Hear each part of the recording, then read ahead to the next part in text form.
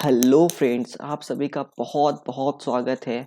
Friends, हम लोग chemical kinetics का पीवाईक्यू अभी टॉपिक वाइज कर रहे हैं। फ्रेंड्स, इससे ज़्यादा क्या हो सकता है कि मैं आप लोग को टॉपिक वाइज कर रहा हूँ। आप लोग को सिर्फ ये वीडियो देख लेना है तो गेट का जो प्रॉब्लम है काइनेटिक्स का पूरा अच्छे से कर लोगे, क्योंकि एक एक चीज़ को हम लोग कर रहे हैं। हमने क्या किया अभी तक कंप्लीट कर लिया है, kinetics of different order of reaction complete कर लिया है, kinetics of reversible parallel series reaction भी कंप्लीट कर दिया है और एरिनियस इक्वेशन भी कंप्लीट कर चुका हूँ।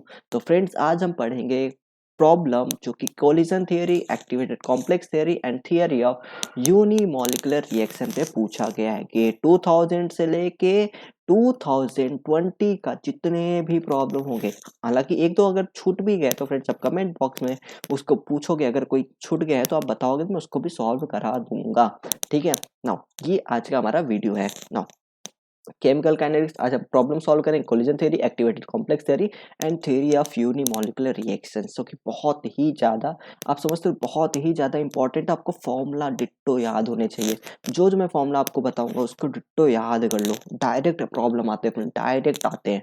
ठीक है फ्रेंड्स, आपसे यही रिक्वेस्ट है प्रॉब्लम स्टार्ट करने से पहले कि इस वीडियो को जितना आप लाइक करोगे उतना आपको वीडियो का फ्रिक्वेंसी उतना अच्छा मिलेगा। फ्रेंड्स, इस वीडियो को शेयर भी करना और चैनल को भी सब्सक्राइब जरूर से जरूर करना। ठीक है, चलो। अब हमारा प्रॉब्लम है for the reaction A plus B gives X hash, मतलब इंटरमीडिएट बनाता है फिर हमारा प्रोडक्ट में कन्वर्ट हो जाता है।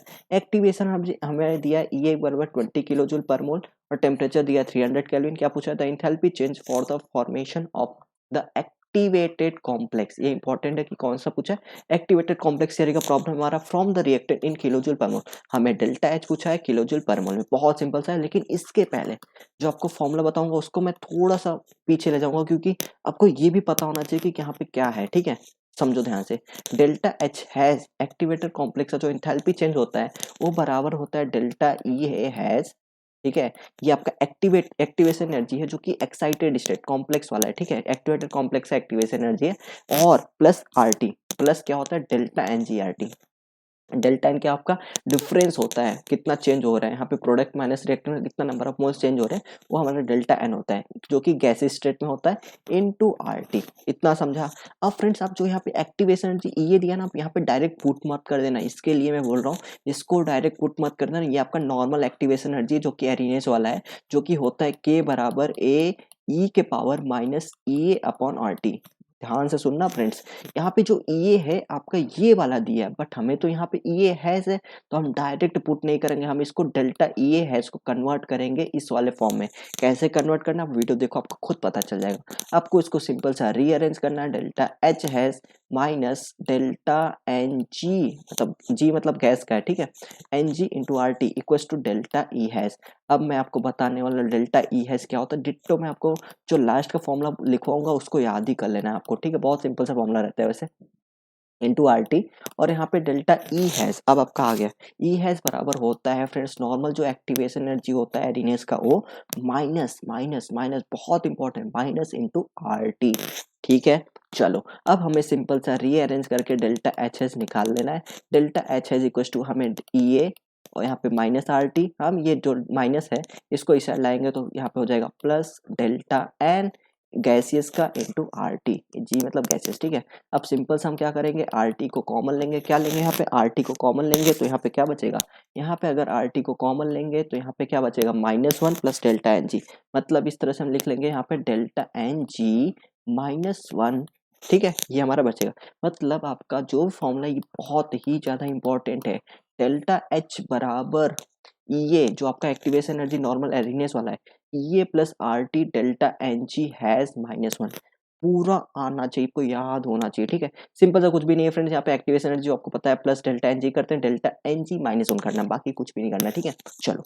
अब हम लोग डायरेक्ट अपने वहां पे वैल्यू पुट करेंगे। हमें एक्टिवेशन एनर्जी दिया है, कितना दिया है यहाँ पे? यहाँ पे दिया 20 किलो जूल, तो उसको किलो जूल को कन्वर्ट करने हम लोग जूल में लिखेंगे। 20 इंटू 10 की पावर 3 जूल पर मोल। ठीक है, मैं हर तरह की आपको वैल्यू पुट करके दिखा दूंगा, कॉन्सेप्ट समझा दूंगा। बाकी सॉल्यूशन आप खुद से करना, क्योंकि वो ज्यादा इंपॉर्टेंट है आपके लिए। ठीक है, टेम्परेचर को 300 केल्विन दिया है। बाकी यहाँ पे डेल्टा एच पूछा है, तो आप डायरेक्ट यहाँ पे वैल्यू पुट करो। डेल्टा एच हैज आपका होता है formula E A plus R T delta N G. ये मैं आपको बोल रहा हूँ मस्ट याद होना चाहिए। इस पे आप अभी याद देखोगे, इस पे और एक प्रॉब्लम पूछा गया, ठीक है। तो ई आपका यहाँ पे है 20 × 10⁻³ और आर की वैल्यू क्या पुट करोगे, बहुत कंफ्यूजन होता है। देखो जब भी यहाँ पे जूल हो ना तो आर की वैल्यू डायरेक्ट 8.314 पुट करना, 8.314। टेम्परेचर यहाँ पे कितना है फ्रेंड्स, यहाँ पे 300 केल्विन, तो 300 करना। अब बताओ डेल्टा एन जी क्या होगा, अरे सिंपल सा, यहाँ 1 है, यहाँ पे 1 + 1 है, तो 1 माइनस प्रोडक्ट माइनस रिएक्टेंट करते हैं ना, प्रोडक्ट माइनस रिएक्टेंट। प्रोडक्ट कितना है, 1 है, रिएक्टेंट प्रोडक्ट 1 है, रिएक्टेंट कितना है, 1 + 1 2, तो 1 - 2 कितना होगा, -1 होगा। तो यहाँ पे क्या पुट करोगे, -1, -1, -1, समझा। सिंपल सा फ्रेंड्स, इसको आप सॉल्व करोगे, इसमें बताने की कोई जरूरत नहीं, आपको न्यूमेरिकल ये सब करने की जरूरत नहीं है। आप सिंपल से उसको कैलकुलेटर से सॉल्व करो तो आपका आएगा यहाँ पे 40। देखो आपका जो पहले जूल में आएगा, ठीक है, आपका जूल में आएगा 4157, 41570, 41570, ठीक है।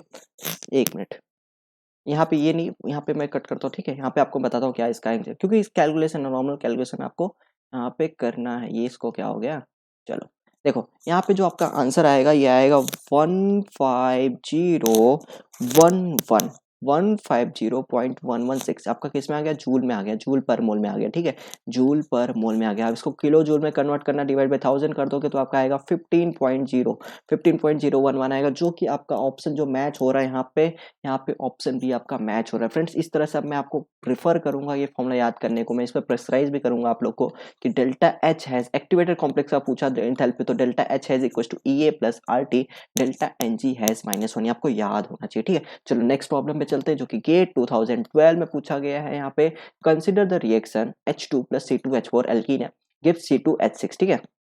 हमें क्या दिया है, the molecular diameter for H2 C2H4, मतलब H2 का C2H4 का हमें मॉलिक्यूलर डायमीटर दिया है।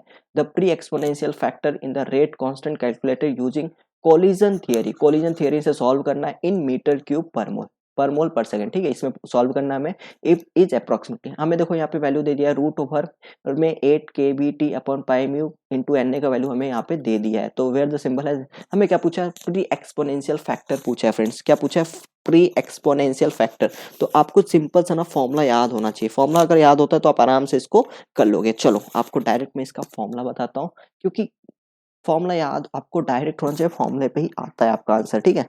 चलो आपको क्या पूछा है यहाँ पे, देखो सबसे पहले आपको रेट कांस्टेंट बताता हूँ, कोलिजन थ्योरी का जो रेट कांस्टेंट उसको बताता हूँ। यहाँ पे होता है πr²ab, मतलब जो आपका ए और बी बना है उसका, इसका πr²a/a/b मतलब यहाँ पे है, और √ओवर में एवरेज होता है, इसका एवरेज वेलोसिटी होता है √ओवर में 8 kT/πμ। यहाँ से सुनना फॉर्मूला बस याद होना चाहिए, आराम से प्रॉब्लम हो जाएगा। इनटू रो मतलब ये Na, ठीक है, इनटू ई के पावर -E0/RT, इसको बोलते हैं। ये देखो नॉर्मल एक्टिवेशन एनर्जी वाला नहीं है, ये अलग है, ठीक है। मैं आपको पहले बोला ये कोलिजन थ्योरी वाला एक्टिवेशन एनर्जी E0 है। यहाँ पे मैंने क्या बोला, K = πr²ab √ओवर में 8 kT/πμ रो Na e के पावर -E0/RT। अब आपको क्या पूछा है फ्रेंड्स, यहाँ पे प्री एक्सपोनेंशियल फैक्टर बोला है, मतलब प्री एक्सपोनेंशियल फैक्टर मतलब यहाँ से लेके यहाँ तक, क्योंकि ये जो आपका है प्री एक्सपोनेंशियल फैक्टर है और ये आपका एनर्जी है, ठीक है। तो आप सिंपल से आपको यहीं पे ए पूछा है, मतलब प्री एक्सपोनेंशियल फैक्टर पूछा है, आप यहाँ पे लिख लो क्या फॉर्मूला, ये बहुत ही ज्यादा इंपॉर्टेंट है। मैं आपको जो जो बताऊंगा ना, देखो गेट वालों का फेवरेट ये होता है ना, उन लोग वही फॉर्मूला उठाते हैं जो बच्चे लोग कभी पढ़ते नहीं, स्किप कर देते हैं, ठीक है। तो आपको इस तरह से इस वीडियो के जरिए आपको ये फॉर्मूला तो याद होना ही चाहिए, 8 kT/πμ रो एन ए, ठीक है। चलो अब अपने को क्या करना है, बस वैल्यू पुट करना है हमें। देखो यहाँ पे डायमीटर दे दिया, ठीक है, आप इसको कन्वर्ट कर देना रेडियस पे, मैं आपको बताऊंगा इसको कैसे करना है। RAB को कैसे सॉल्व करते हैं इसका भी मैं आपको बताता हूँ, ठीक है। नो, RAB होता है, RAB जो हमें पहले सॉल्व कर लेंगे इसको, ठीक है। RAB होता है आपका डायमीटर, डायमीटर को चलो सिग्मा से डिनोट करते हैं, sigma H2 plus sigma of C2H4, ये डायमीटर है, ठीक है, डायमीटर डिवाइड बाई 2, ठीक है, और यहाँ पे स्क्वायर है तो स्क्वायर कर देंगे, ठीक है। मतलब यहाँ पे क्या है फ्रेंड्स, सिग्मा H2 मतलब क्या, डायमीटर दिया ना इसका, मतलब ये रेडियस है, ठीक है। एक मिनट, बस आपको यही पता होना चाहिए। यहाँ पे सिग्मा मतलब डायमीटर, डायमीटर आप सिग्मा लिखो या डायमीटर लिखो, बात है आपके लिए एक ही, ठीक है। डायमीटर आपका कितना है यहाँ पे 1.8 एंगस्ट्रॉम, 1.8 एंगस्ट्रॉम, बट हमें फ्रेंड्स यहाँ पे मीटर क्यूब पूछा है, आपको यहाँ पे तुरंत कन्वर्ट कर देना है इसको, 1.1 एंगस्ट्रॉम बराबर 10 के पावर -10 मीटर, ठीक है। ये आपको कर देना प्लस प्लस यहाँ पे करना है आपको 3.6 इंटू 10 के पावर -10, ठीक है, डिवाइड बाई 2 ये आपका हो गया आर ए बी। बस डायरेक्ट यहाँ पे वैल्यू पुट करना है आपको। पाई की वैल्यू होते है 3.14, इसकी वैल्यू आपने आर स्क्वायर का निकाल लिया यहाँ पे 1 पॉइंट। इसको सॉल्व करना फ्रेंड्स, बहुत सिंपल सा कैलकुलेशन होगा, बस बाकी कुछ भी नहीं करना। फॉर्मूला आपको याद होता है, मेन फॉर्मूला पे ही ये प्रॉब्लम पूछा गया था, ठीक है। और आर ए बी आपको निकालने को पता होना चाहिए था, ठीक है। और यहाँ पे स्क्वायर है तो आर ए बी स्क्वायर, और रूट देखो यहाँ पे रूट 8 के बी टी, ये जो आपका के है बोल्ट्जमैन कांस्टेंट वाला है, रूट 8 के B T upon pi mu into N A, इसका वैल्यू आपको दे दिया पहले ही यहाँ पे 1.11 इंटू 10 के पावर 27। क्या ये मीटर में? हाँ ये मीटर में, तो हमें कुछ कन्वर्ट करने की जरूरत नहीं है। बाकी यहाँ पे बच्चा रो की वैल्यू होगी, यहाँ पे कुछ नहीं दिया तो यहाँ पे हम क्या पुट करेंगे, 1 पुट करेंगे, ठीक है। तो इसको आप सॉल्व करोगे फ्रेंड्स, इसको आप सॉल्व करो तो आपका आंसर जो आएगा यहाँ पे 2.5 इंटू 10 के पावर 8 आएगा। 2.5 इंटू 10 के पावर 8 आएगा। डायरेक्ट इसको कैलकुलेटर में पुट करना, आपके पास कैलकुलेटर अवेलेबल रहेगा, वहाँ पे पुट करना, आपका आंसर आएगा। मेन बताने का, प्रॉब्लम सॉल्व करने का तरीका ये था कि आपको ये रेट कांस्टेंट की वैल्यू कोलिजन थ्योरी का पता होना चाहिए। उसके बाद ये एरिहेनियस इक्वेशन का ये आपको जो प्री एक्सपोनेंशियल फैक्टर है इसका भी फॉर्मूला पता होना चाहिए। क्या है? Pi R square A B root over 8 के बी टी अपॉन पाई में रो एन ए, ये आपको पता होना चाहिए फ्रेंड्स, मस्ट है आपको, मैं बोल रहा हूँ एग्जाम में आ सकते हैं और आते भी हैं, देखोगे आप अभी, ठीक है। अब ये दो बहुत सिंपल सा प्रॉब्लम है, दो बहुत बड़े कैलकुलेशन करने के बाद एक सिंपल से यहाँ पे पूछा गया according to conventional transition state theory. जो दो इंपॉर्टेंट है उसको वहाँ पे फोकस कर लेता हूँ आप लोग के लिए कि according to transition state theory, आपका ट्रांजिशन स्टेट थ्योरी, इसको आयरिंग आयरिंग आयरिंग थ्योरी भी बोलते हैं, ठीक है। फॉर एलिमेंट्री बायोमोलिकुलर रिएक्शन, ये इंपॉर्टेंट है, बायोमोलिकुलर रिएक्शन है, ठीक है।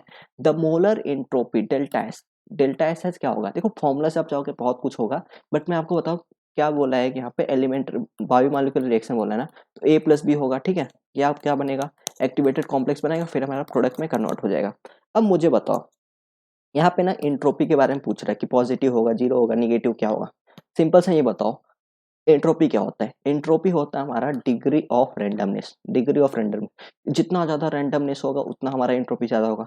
अब मुझे बताओ रिएक्टेंट में कितने मोल्स हैं? यहाँ पे दो है, ठीक है। रिएक्टेंट में कितने मॉलिक्यूल्स है? दो है। और यहाँ पे प्रोडक्ट में हमारा कितना? एक है। अब मुझे बताओ, ये दो से एक हो रहा है, दो से एक हो रहा है, मतलब हमारा डिग्री ऑफ रैंडमनेस घट रहा है कि बढ़ रहा है? अरे सिंपल सी बात है, दो से एक हो गया मतलब डिग्री ऑफ रैंडमनेस घट गया, मतलब हमारा जो एंट्रोपी है वो हमारा घट गया। एंट्रोपी घट गया मतलब एंट्रोपी हमारा क्या हो गया? नेगेटिव हो गया। डायरेक्ट आंसर था, कितना सिंपल था, ठीक है। चलो नेक्स्ट चलते हैं हमारा यहाँ पे कि according to Eyring transition theory. देखो ट्रांजिशन स्टेट थ्योरी का हुआ, आयरिंग ट्रांजिशन थ्योरी बात एक ही है वहाँ पे, ठीक है। According to Eyring transition state theory for bimolecular reaction, the activated complex है, एक्टिवेटेड कॉम्प्लेक्स के पास क्या होना चाहिए? पहला ऑप्शन है कि no vibrational degree of freedom, second है vibrational degrees of freedom but they never participate in product formation, C have one high frequency vibration that leads to product formation, और D ऑप्शन है one low frequency vibration that leads to product formation। ठीक है, ध्यान से सुनना। अच्छा, आपको ये पता है कि तीन थियरी मैंने हम लोगों ने अभी बात नहीं की, हम लोग तो सिंपल सा direct P Y Q solve कर रहे हैं। आपको तीन थियरी होता है, एक अरेनियस थियरी होता है, एक कोलिजन थियरी होता है, एक ट्रांजिशन स्टेट थियरी होता है। एरियस थ्योरी आपको पता है टेम्परेचर वाले, मतलब ये बोलता है कि टेम्परेचर बढ़ाएंगे तो रेट ऑफ रिएक्शन बढ़ जाएगा। उसमें भी बताया था कि जैसे हम लोग 10 डिग्री राइज करते हैं तो रेट हमारा डबल हो जाता है, ये आपका एरियस बोलता है। कोलिजन थ्योरी बताता है कि हमें एनर्जी के साथ हमें ओरिएंटेशन पे भी ध्यान देना है, मतलब स्टेरिक फैक्टर पे भी ध्यान देना है कि भाई एनर्जी ही सब कुछ नहीं होता, हमें ओरिएंटेशन मतलब कोलाइड करना है मॉलिक्यूल को, उसके पास प्रॉपर एनर्जी भी होना चाहिए और प्रॉपर ओरिएंटेशन भी होना चाहिए, ठीक है। तो हमारा अच्छा खासा रिएक्शन होगा। ये हो गया कोलिजन थ्योरी का।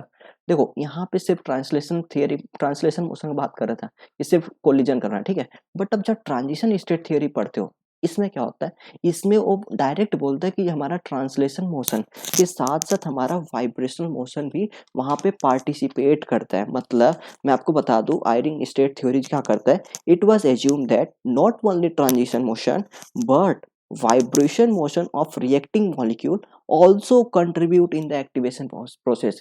मतलब आपका ट्रांसलेशन मोशन तो करता ही है, बट आपका वाइब्रेशन मोड भी आपका पार्टिसिपेट करता है रिएक्शन में, समझा।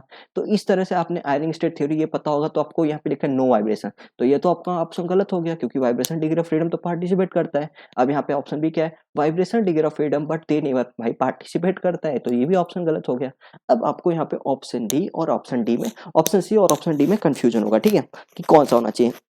इसके लिए आपको पता होना चाहिए यहाँ पे कि जो होता है one high frequency vibration that leads to product formation, नहीं, आपका जो लो फ्रीक्वेंसी होता है वो पार्टिसिपेट करता है, वो वाइब्रेशन लीड करता है प्रोडक्ट फॉर्मेशन के लिए। तो इस तरह से आपको थोड़ा सा नॉलेज होना चाहिए था इस थ्योरी के बारे में। तो ऑप्शन डी आपका करेक्ट है, क्योंकि वहाँ पे लो फ्रीक्वेंसी वाला जो वाइब्रेशन होता है that leads to product formation. ठीक है, चलो फ्रेंड्स, ये प्रॉब्लम आपसे यहाँ पे पूछा गया है, 2016 में पूछा गया है।